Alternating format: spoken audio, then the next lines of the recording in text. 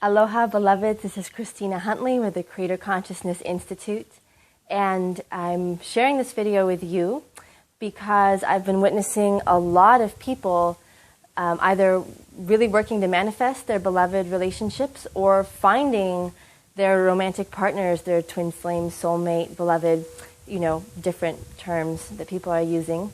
And a lot of people seem to be sharing a similar kind of experience, and I wanted to offer some thoughts from my heart to yours based on some of what I've learned through my journey. And I'm here on this gorgeous tropical island, and I really want to show you the ocean as a backdrop, but unfortunately the camera can't pick up my face and the bright blue ocean at the same time. So I'm going to say thank you to this gorgeous tree for holding space. Now, the first thing I'll share with you is that I manifested my twin flame a long time ago. I manifested my twin flame when I was 22 years old, and when he showed up in my life, everyone said, "Oh my gosh, it's your twin flame." And as time went on, everybody kept saying that to me, but I wasn't happy, and things really weren't working out, and I wasn't feeling called in the direction of my spirit and my soul. And I had a hard time owning it because everybody around me was so enamored with this idea that we were twin flames. And a lot of people were looking for their partners themselves at that time. So what I've learned in the process, I'm no longer with that beautiful soul. We completed our contract. I'm now with my beloved, and we're married, and I'm ecstatically happy, and I'm living my truth. So what I learned along the way, which I want to share with you, was that there are all kinds of relationships, and there are all kinds of spiritual taxonomies, all kinds of spiritual ways of making sense of what it is that we're creating or what we have, and there are all kinds of terms that we can use in our prayers of manifestation. So, for example, you might hear that there's a karmic relationship, and a karmic relationship is generally one in which you help purify each other, and that can be pleasant or it can be really unpleasant. You might also have heard of soul family. Soul family is like, so imagine a tree, and imagine that, the cosmic oversoul is the trunk, and the little branch with the few leaves on the very, very end of it, the little branch, those leaves next to your leaf, those are your soul family. People who show up in your life and you think, oh my God, I've known this being forever. They're me, and you just have instant ease and harmony and an amazing reflection of soul and spirit back to you. And then we have twin flames, the idea being that a twin flame is the same spark or the twin spark of spirit manifest in the flesh. And so that in general is spoken of as the holy grail of relationships. But here's a little insight that I learned, and I invite you to take it into your hearts, and if it resonates, great, may it serve you, and if not, of course, just compost. What I learned was that even if you manifest your twin flame or your soulmate, they could be showing up in any number of ways. So in my case, my twin flame showed up and acted as a reflection of my ego, which was an incredible act of selfless service. And so for a long number of years, I worked diligently to purify what was being shown to me in the mirror of my relationship. And it didn't leave a lot of room for enjoyment, but I knew that that was the task at hand. And I'm so grateful to say that it did reach a point of completion, and it reached a point of completion because I chose within myself to devote my life to spirit, and I chose to completely put 2 feet into the world of serving the divine, and I chose to engage with myself and all others as the divine, and so my life then had permission to do the same for me.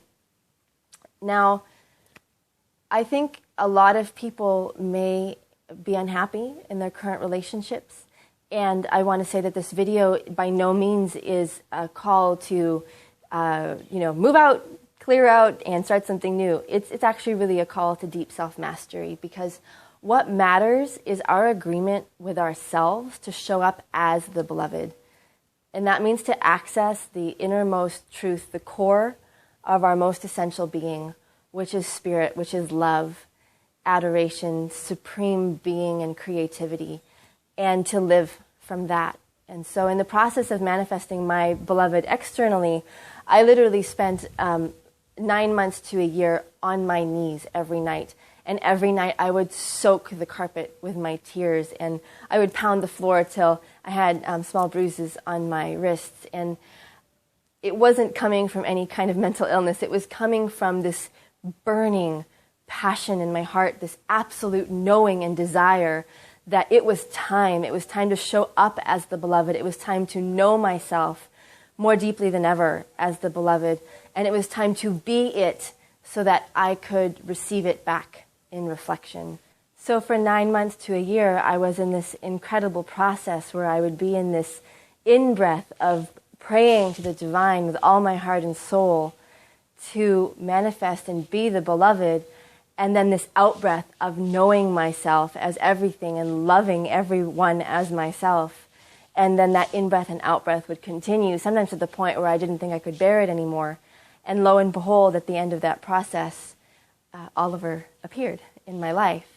And so what I am trying to communicate from my heart to yours with this video is that it's really not about the what. It's not about if it's your twin flame or your soulmate, or it's not really about the what. It's about the how. And the how starts in here. The how is not about trying to fix the other person, even if they drive you nuts. The how is not about finding yourself, even if it's subconsciously blaming another for your unhappiness. It's about the how. The how is to access the beloved within yourself, to make a commitment to serving the divine as the beloved, and to step into that as fully and completely as you possibly can. Because when you do that, I promise it is reflected back to you. When you do that, your whole life has permission to reflect that back to you. People who might have been behaving in completely different ways will take you up on the invitation, because we all want love. Everyone wants to be honored and to know themselves as love. And so when you issue that invitation by stepping into it within yourself, everything in your reality has permission to upgrade to be the beloved. And those people who are not ready to accept that invitation will choose a different path. And as you raise your vibration, you'll find yourself surrounded by more and more people who do choose that. And so I know that the beloved is real, not because I have an incredible husband who reflects it back to me every day, but because I went home first and I knew it for myself. And I wish that for everyone who wishes it for themselves. And I ask that the heavens and the angels and all the light and love and all of the cosmos bless you on your journey. And I ask that all of your relationships transform, including starting with the relationship with yourself. I ask and pray that all of those transform into the beloved, in self-love, so that you can have it in every possible way in your life.